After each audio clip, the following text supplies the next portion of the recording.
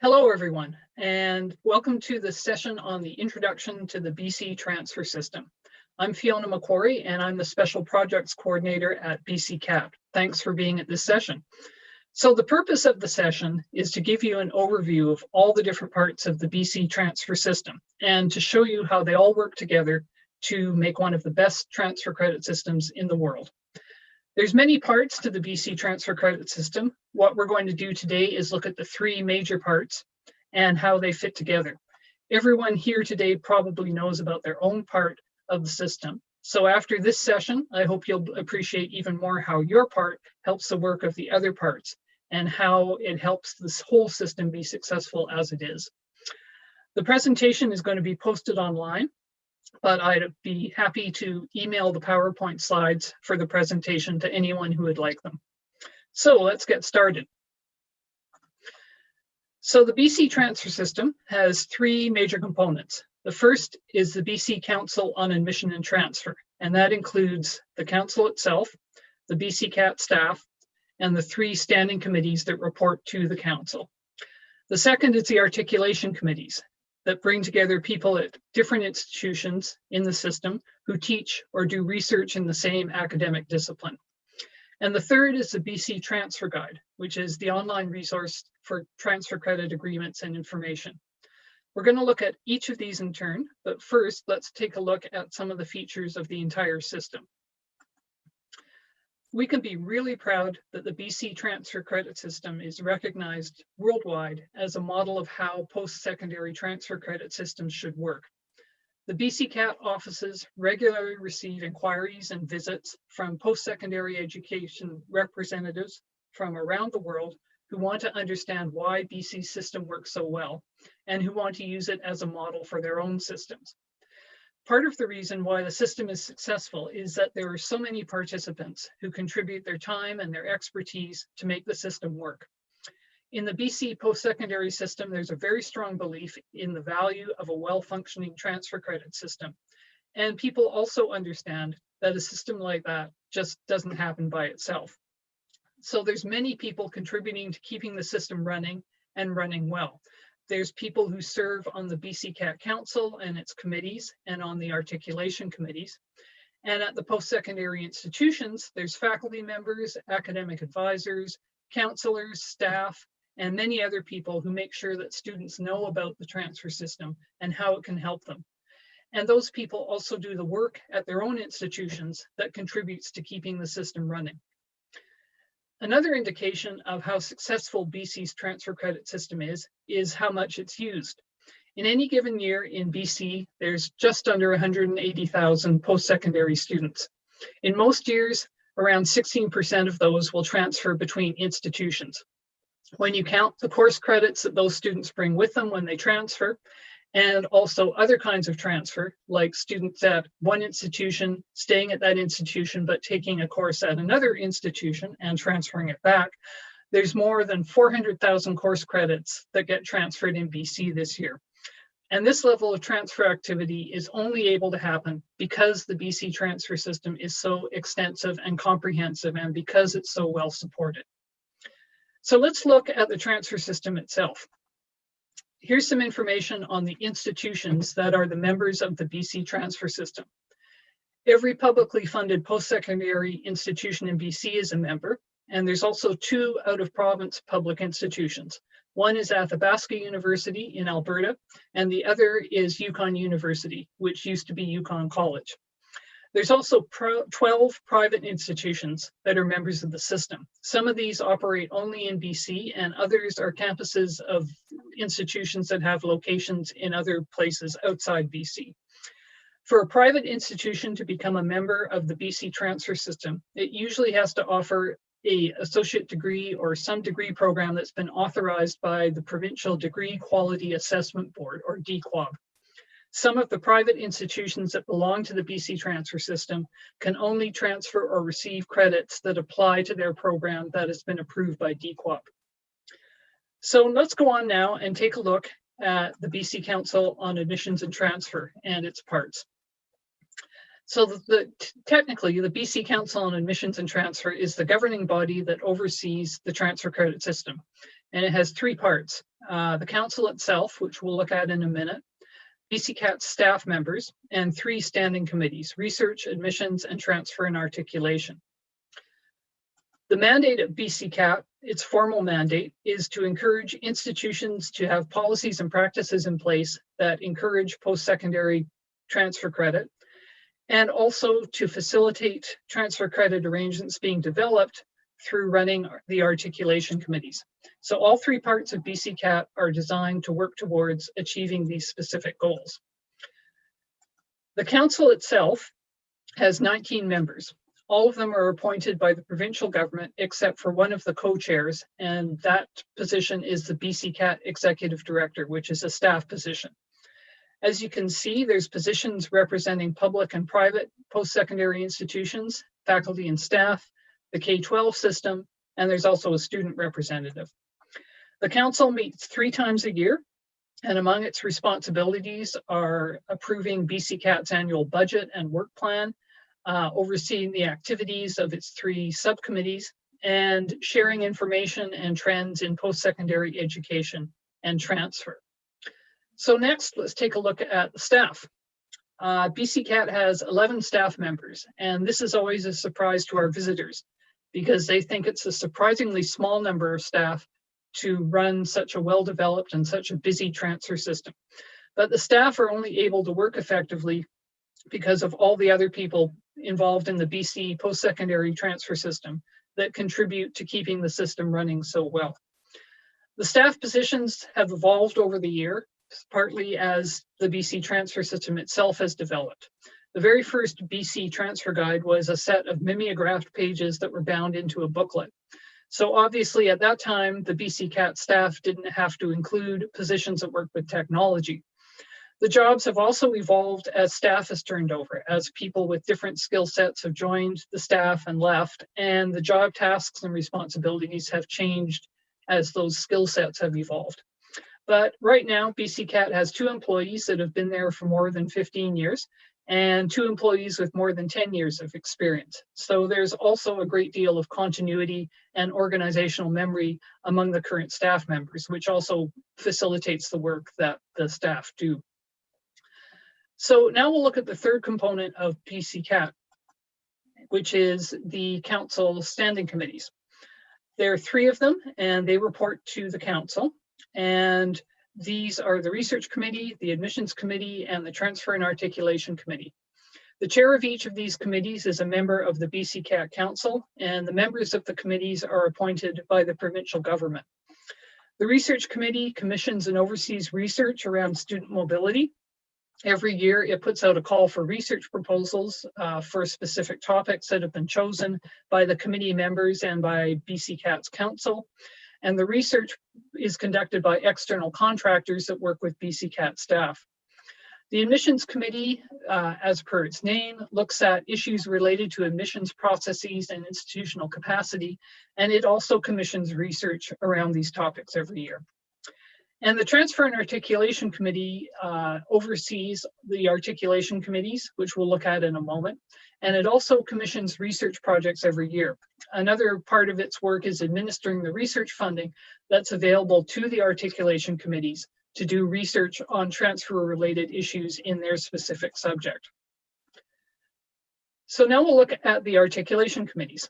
Right now, the BC transfer system has 65 articulation committees. The oldest one is mathematics and statistics, and that committee actually predates the transfer system itself.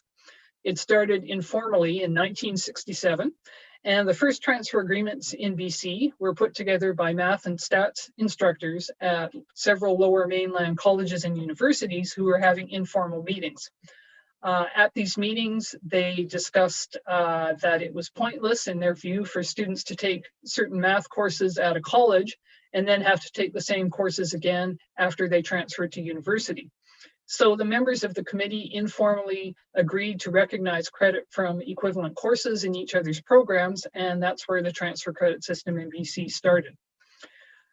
New articulation committees are formed by faculty members at different institutions who teach the same program or teach the same subject. They submit a joint proposal to the Transfer and Articulation Committee, and the Transfer and Articulation Committee then decides whether to approve the new committee.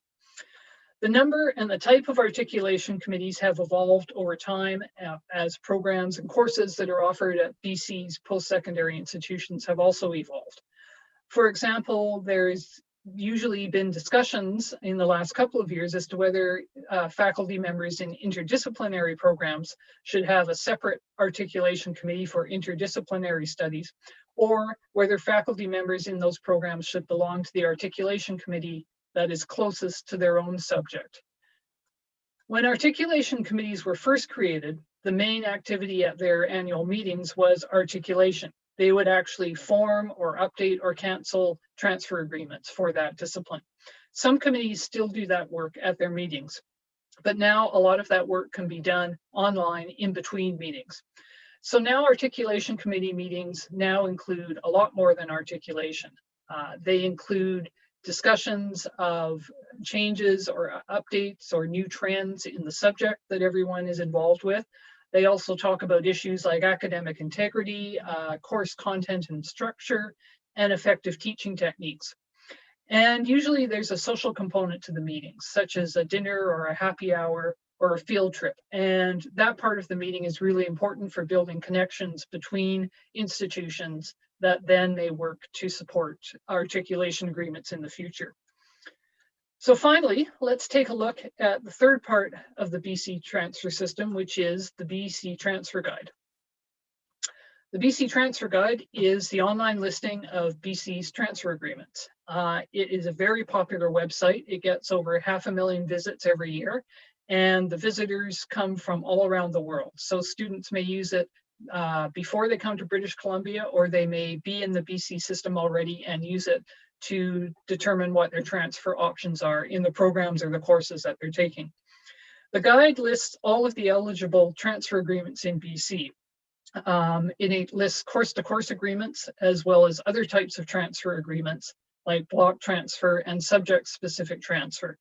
In the future, it may be expanded to include agreements with institutions outside BC that are not members of the BC transfer system.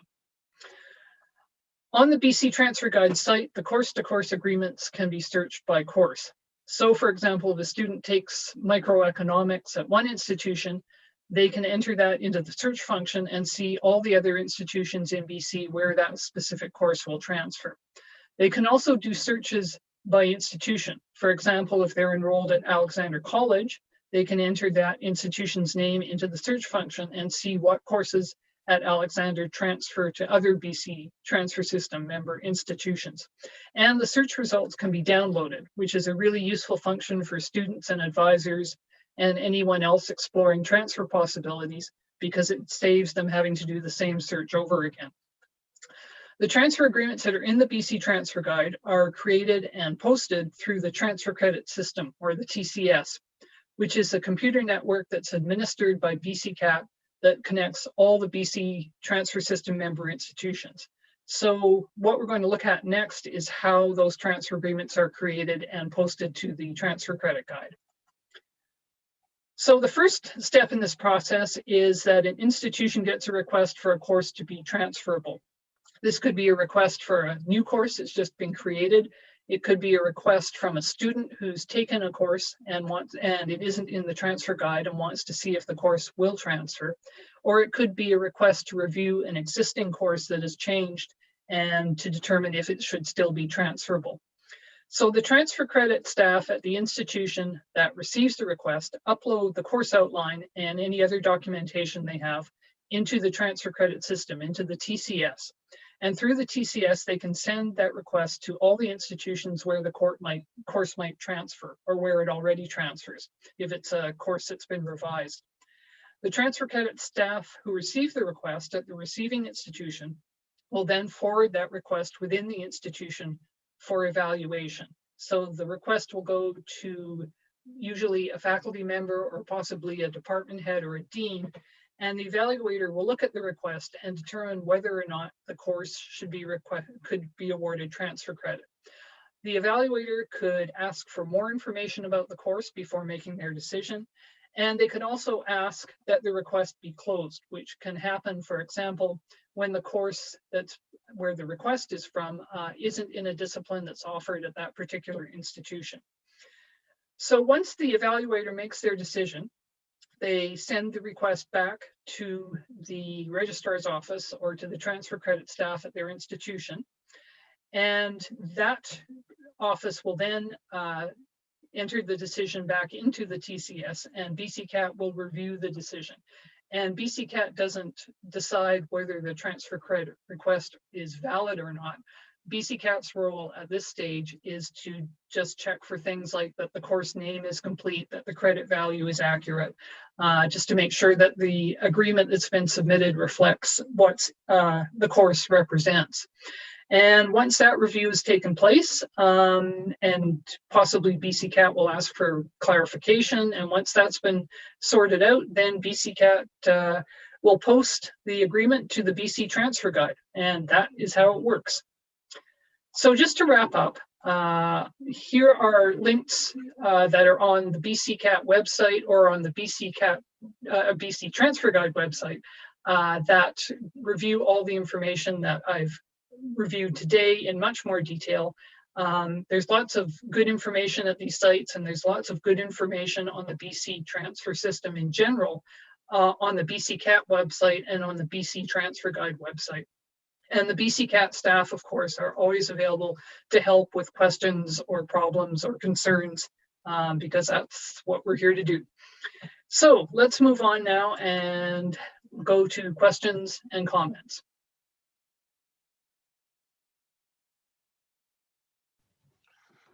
All right, welcome back.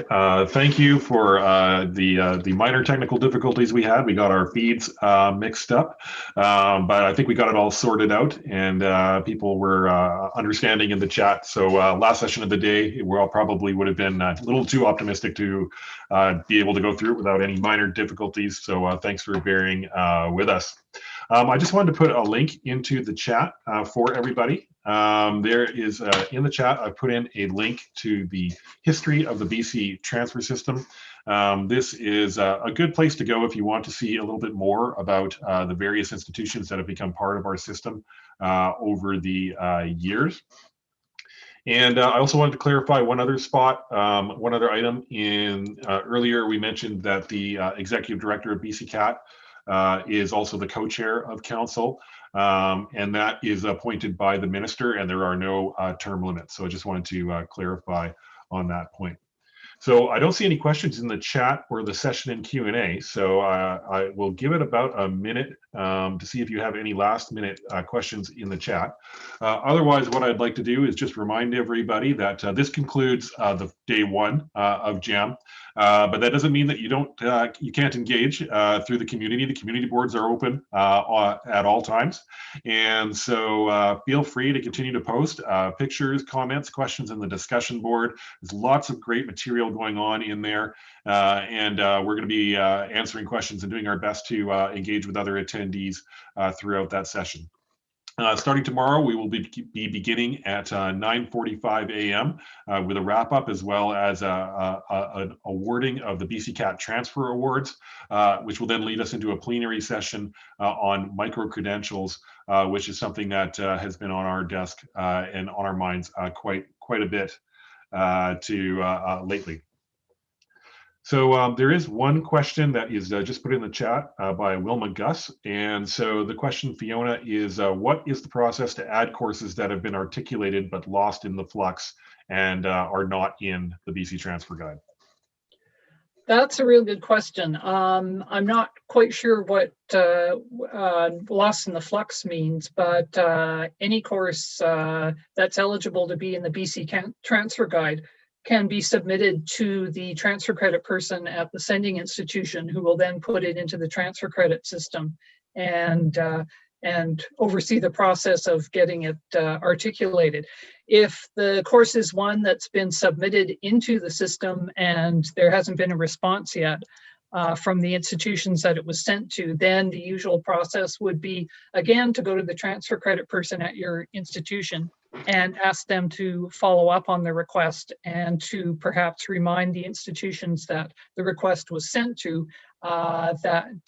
respond to the request, whether that be granting credit or not granting credit or closing the request. So the transfer credit person at each institution is the person who handles all the requests, and they're wonderful, hardworking people who are a great resource. So the short answer to the question would be to contact the transfer credit person at your institution. They usually are affiliated with the registrar's office, and follow up with them and ask them to help you get the course response to the articulation request. All right, we have a couple more questions. People have started to warm up. So there's another question that from Lexi Tang, and she's asking, are the ESL and ABE articulation handbooks to be incorporated into the transfer system? And that's a project that I'm actually working on. So if you don't mind, I don't mind answering that question. Go right ahead. Yes. So the short answer is yes, we are working to integrate them into the main course to course. I've actually have a number of wireframes that have been sitting on my desk because I've been focused on JAM this week. But we're working to build in a module that will enable adult basic education as well as English as a second language courses to be in the main course to course grid rather than being in separate grids that are located in another location on the transfer guide, which is harder to find. So that's definitely on our work plan. We expect to have that complete sometime in the early new year by the end of our current fiscal, which ends in March of 2021. Yep. All right, let me see. There's another question here in the chat. Another more procedural question, wondering how other PSIs are handling the increase in international transfer credit requests, specifically looking at private and tuition-free universities. I'm not sure that I can answer that question other than to concur that there are more international requests coming in, and also from universities that maybe don't fit with the criteria that we would use here in British Columbia to define a university. Essentially, any transfer decision is up to the institutions that are participating in the agreement. So I can't speak to how individual institutions are handling this influx. I think to a large extent it depends on the resources that they have and also the policies that they have in place to manage requests that fall outside the BC transfer system. I know that's not much of an answer, but I would agree that there's more of those coming in, and that's one of the ways that the transfer system is evolving, is trying to figure out how to set consistent practices between and across institutions, and how to encourage institutions to communicate with each other about these issues so that there's understandings of why some transfer credit requests outside the transfer credit system in BC might be accepted and why they might be declined. All right, and then the final question is a pretty quick one. Could there be a spot on the BC transfer guide that links all the provincial transfer guides so they are in one place? Yes, there could be, and yes, there should be. I'm going to bring that back to my our transfer credit manager, Jen Cook, because she's managing some work on the BC transfer guide that we're going to be rolling out in the upcoming new year, and so we will take that back as a suggestion for her. Yep. All right, and so that wraps up this session on the overview of the BC transfer system. So I just want to thank everybody who participated in JAM Day 1, and we look forward to seeing you tomorrow at 9:45 for Day 2 of our joint annual meeting. Thank you.